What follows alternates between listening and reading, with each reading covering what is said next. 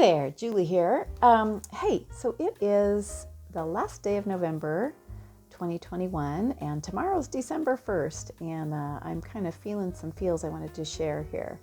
The month of November, I typically tend to kind of fall off my exercise routine, and so this past month, I gave myself an exercise challenge to complete a full Ironman triathlon, but spread out over a month. So not that big deal of a physical challenge, but it was enough that it was something that would keep me going and keep me exercising and keep me moving during the month of November when I typically fall off the wagon. So here comes December, and I thought, gosh, that was great. I want to do some kind of challenge because I had put it out there on social media that I was going to do this Ironman in a month thing. And so I had accountability around it, which is always good. If you're working on a goal, get some accountability around it. And it was great. I had such a good time and I felt fantastic and I felt just like supercharged and empowered and excited. So here comes December. I want to do something for December. But I was thinking, what do I want to do? And I realized there's something that I feel like I should do, not necessarily what I wanted to do, but something that I should do because it's something in my own health. And whenever I put out one of these challenges or one of these things, it's usually because it's something that I personally need to work on. And so what I had decided was I wanted to do a couple weeks of no added sugar in the month of November. So 2 weeks of no added sugar. So here I am to talk about that. Why? Why am I wanting to do this? Well, a couple things. I've been noticing that I'm eating way more foods containing sugar than I should, than I'm comfortable with, or that's even healthy. I'm concerned about my blood sugar levels rising and falling, and wonky blood sugar levels that's very hard on a body. And the sweets and candy and dessert season kind of starts with Halloween and goes on through until Easter. And so we're kind of right, in the middle of that right now, with just being surrounded at every turn with sweets and goodies and all these temptations. And I'm not doing a very good job of staying out of these temptations. So this is me coming before you and being honest and vulnerable with my struggle with this and wanting to bring some accountability around it. So also, typically during the holiday season, people tend to put on a few pounds, and then come January, they're like, I put on a bunch of pounds over the holidays. Now I have to work to get back to ground zero. I have to work to get those pounds off, and then there's still a few more pounds that I want to lose. So I'm trying not to create that kind of situation for myself. And I want to be healthy. I want to strengthen my immune system, and too much added sugar reduces the effectiveness of our immune system. It weakens our immune system. So that's pretty important right now, having a strong immune system.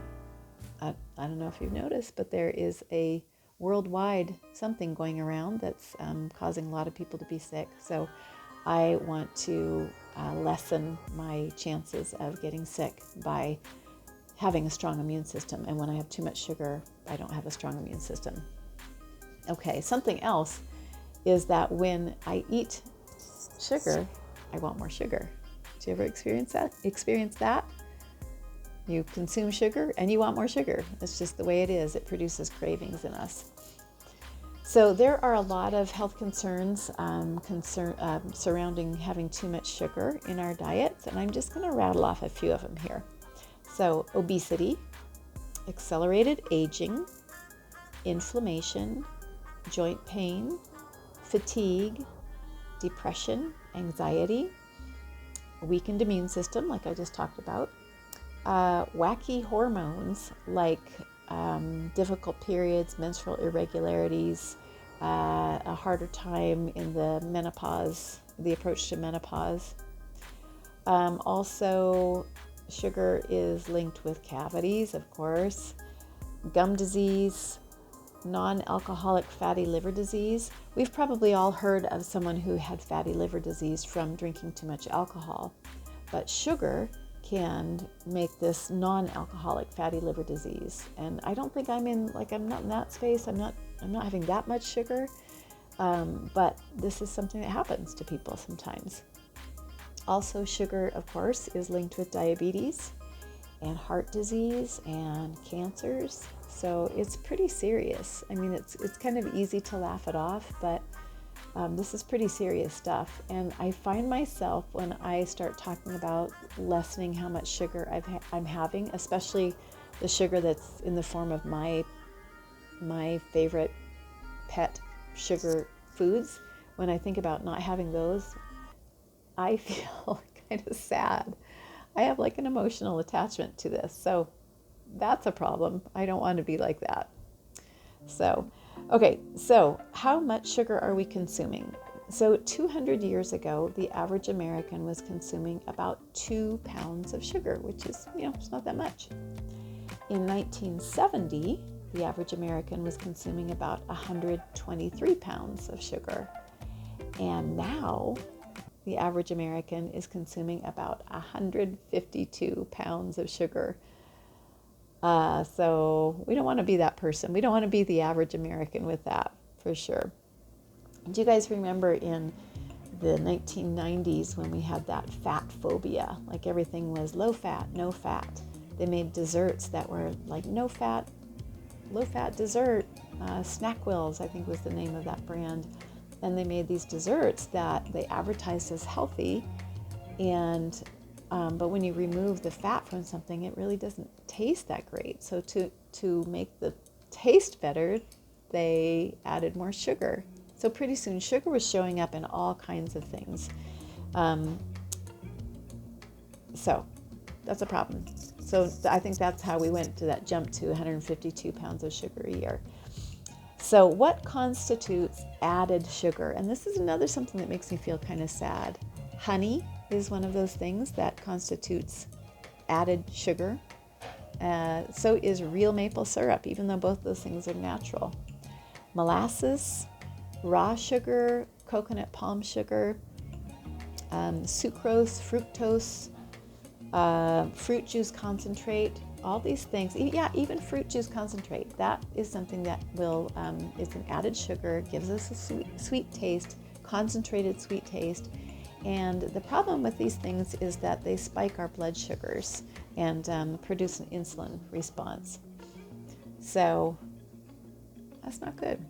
Too much insulin circulating in the body is very hard on the body. So, and insulin becomes a fat storage hormone, and that's why we put on this middle. So it's a God-given thing, though, because if we have had too much sugar and we're not using it, like we're not running it off or working it off or something, then the body will store it for energy for later. So that's that bit we have around the middle.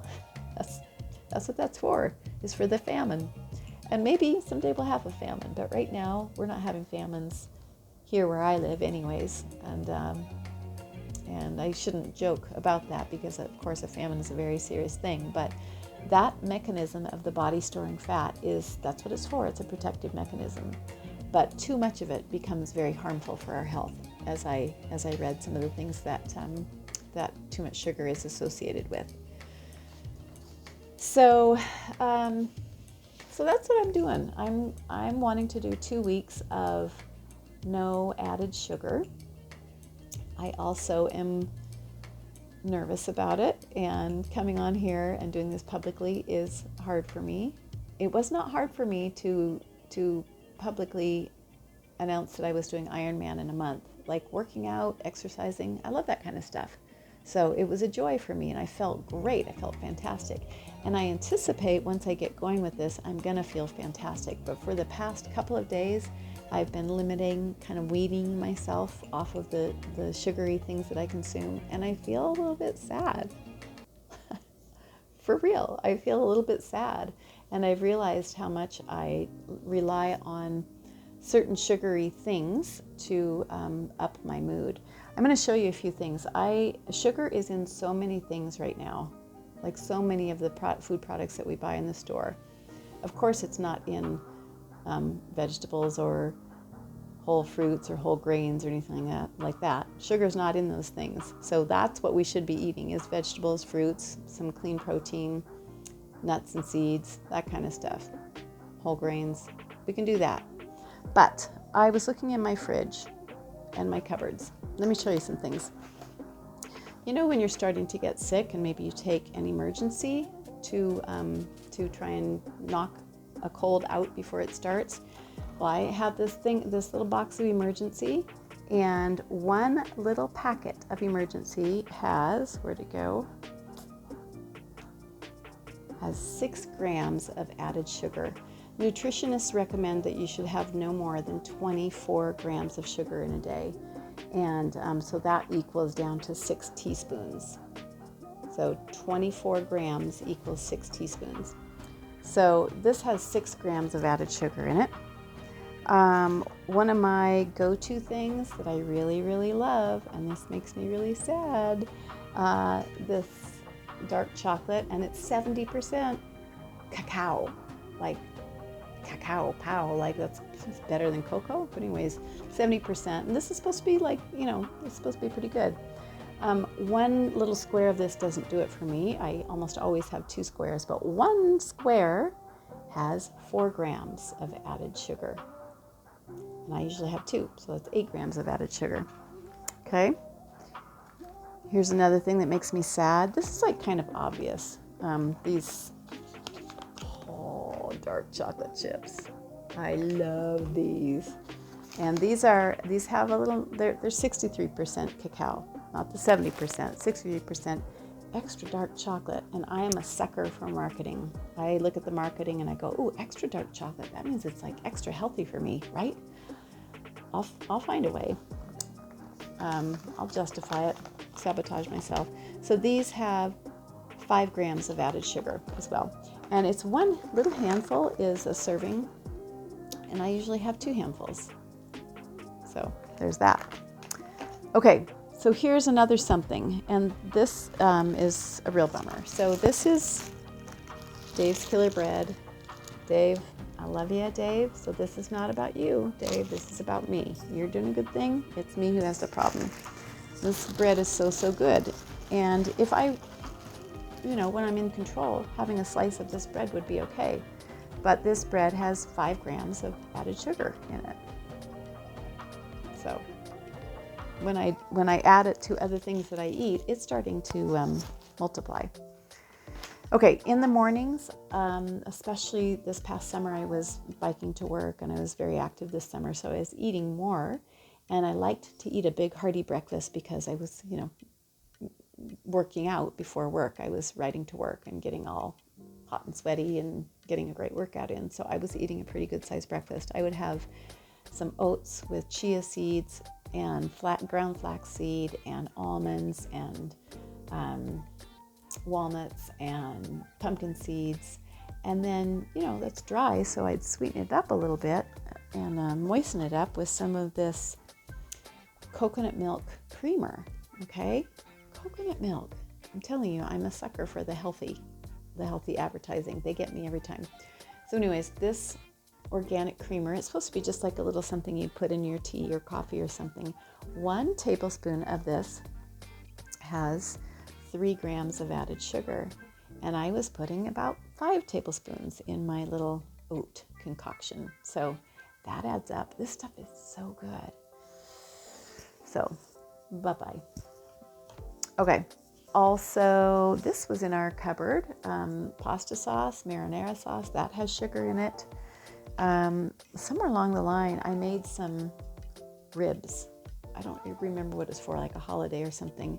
So you can see we didn't use very much of it. I don't know how long this has been in our fridge. Probably a year. It's time to clean the fridge. But anyways, this has 15 grams of added sugar. So all that to say, you can see that it adds up quickly, and sugar is found in a lot of things, and sometimes in places that we don't even think about. Sugar's everywhere. So, because it tastes good. And you know what? Doggone it. It feels good to eat it. Like it gives me an emotional rush, an emotional high. So, but the problem is I'm eating too much of it. And there are so many health things that are associated with excess sugar that I just don't want to see myself go in that direction. So I need to pull it back in, reel it in. So nutritionists recommend no more than 24 grams of added sugar in a day. And that's a pretty good challenge to you if you want to just look at the things you're eating and kind of take notice. It adds up fast, I'm telling you. Another thing that I wanted to mention, so you know that diabetes is linked with sugar, right, with insulin. They're now referring to Alzheimer's as type 3 diabetes. So saying that that it's on a continuum from type 2 diabetes, that there's a continuum that goes on to type 3 diabetes or Alzheimer's. That's something science is just starting to catch up with that, realizing that there might be a sugar connection with Alzheimer's. Maybe. It's just a theory that's out there. So anyways, lots to think about. So I am just throwing it out there. If you want to do some kind of challenge of your own making, maybe for you, maybe you're drinking more soda than you're comfortable with, and you want to just shrink down the amount of soda that you're drinking, or drop it altogether. Or maybe you're consuming the Starbucks super sugary, yummy coffee drinks. Maybe you want to change up how you're doing that. For me, I'm wanting to limit the added sugars. So whatever you feel called to do, that's you. That's you. That's between you and you alone. So, but this is just what I'm feeling called to do. So make myself vulnerable here, because accountability is good for me. And so let me know if you are wanting to try something similar, and I would love to support you and encourage you in whatever your goals are. So, okay, I think I've talked long enough about this topic, and I wish you just a lovely holiday season and the best of everything. And I wish you good health and good wellness. Bless you.